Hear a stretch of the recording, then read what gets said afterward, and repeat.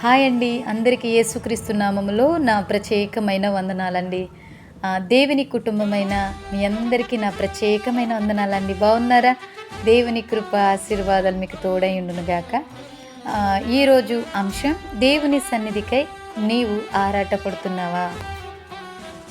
వారి పాపము దినదినం అధికమవుతుంది, కానీ కరుణ హృదయుడైన దేవుడు వారిని ఏకరీతిగా శిక్షించలేకపోయాడు. అందుకే తన యందు భయభక్తులు కలిగిన తన బిడ్డ అయిన యోనాని నినివే పట్టణస్థులపైకి దేవుని ఉగ్రత రాబోతుందని హెచ్చరిక చేయమన్నాడు. ప్రేమ స్వరూపి అయిన దేవుని ప్రేమ, దేవుని క్షమ, దేవుని ఆజ్ఞలు తెలిసినప్పటికీ కూడా తమని బాధించిన, తమని శిక్షించిన, తమతో యుద్ధము చేసిన నినివే పట్టణస్థులను క్షమించలేకపోయాడేమో, వారిని దేవుని ప్రజలుగా అంగీకరించలేకపోయాడేమో, వారికి దేవుని మాటలు చెప్పలేకపోయాడు, దేవునికి ఆ పని చేయలేను అని చెప్పలేకపోయాడు. అందుకే దేవుని సన్నిధి నుండి పారిపోవడం మొదలుపెట్టాడు. యెహోవా సన్నిధిలో నుండి తర్షీషు పట్టణమునకు పారిపోవాలని యోనా యొప్పేకు పోయి తర్షీషునకు పోవు ఒక ఓడను చూచి ప్రయాణమునకు కేవు ఇచ్చి యెహోవా సన్నిధిలో నిలువక ఓడవారితో కూడి తర్షీషుకు పోవుటకు ఓడ ఎక్కాను. యోనా 1:3 ఈ మాటలు రాయబడ్డాయి. యెహోవా సన్నిధిలో నుండి పారిపోచున్నట్టు అతడు ఆ మనుషులకు తెలియజేసి ఉండెను. యోనా 1:10 మనకి ఈ విషయం తెలియపరుస్తుంది. దేవుని ఆజ్ఞలు పాటించాలని తెలుసు.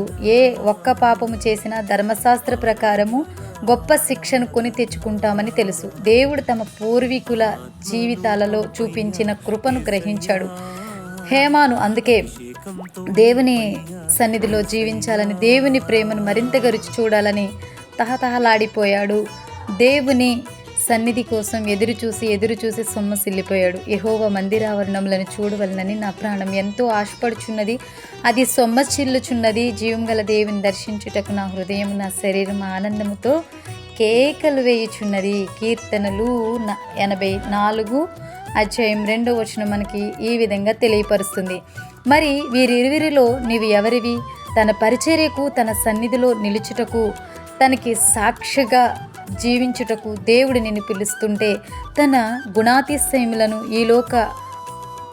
ఈ లోకాన ప్రచురించమని చెప్తుంటే, నీ పూర్ణ హృదయంతో నన్ను ప్రేమించు, నిన్ను వలె నీ పొరుగు వారికి ప్రేమించు, ఇహలోకంలో నీ కొరకు ధనమును సమకూర్చుకొనవద్దు అని చెప్తుంటే, అట్టి మాటలు నచ్చక, అట్టి మాటలు అంగీకరించలేక దేవుని సన్నిధిలో నుండి, దేవుని గురించి మాట్లాడే వ్యక్తుల నుండి, దేవుని వాక్యం నుండి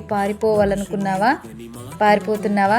రాలేను, సమయం లేదు, ఇప్పుడు కాదు, పని ఉంది, చాలా బిజీగా ఉన్నాను, ఆరోగ్యం బాగలేదు, మనసు బాగలేదు, నేను ఇవన్నీ చేయలేను, నన్ను ఎవరు ఏమీ అనకూడదు, గద్దించకూడదు, హెచ్చరించకూడదు అంటూ సాకులు చెప్పుకుంటూ యోనా వలె లోకంలోనికి పరుగులు తీస్తున్నావా?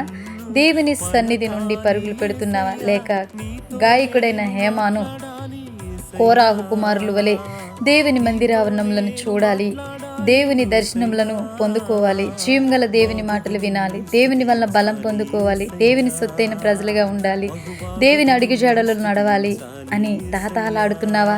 ఓ విశ్వాసి, ఇంతకీ నీ పరుగు ఎటువైపు? యోనా వలె లోకంలోకి పరిగెడుతున్నావా? లేక హేమాను వలె జీవం గల దేవుని సన్నిధికి పరిగెడుతున్నావా? ఈ మాటలు వింటున్న విశ్వాసులారా, మీ హృదయాల్ని ప్రభు వైపు త్రిపుతాయనే ఆశతో వ్రాయడం జరిగింది. ఈ మాటలు మిమ్మల్ని దర్శించి దేవుని పని జరిగించునుగాక. ఆమేన్. God bless you all.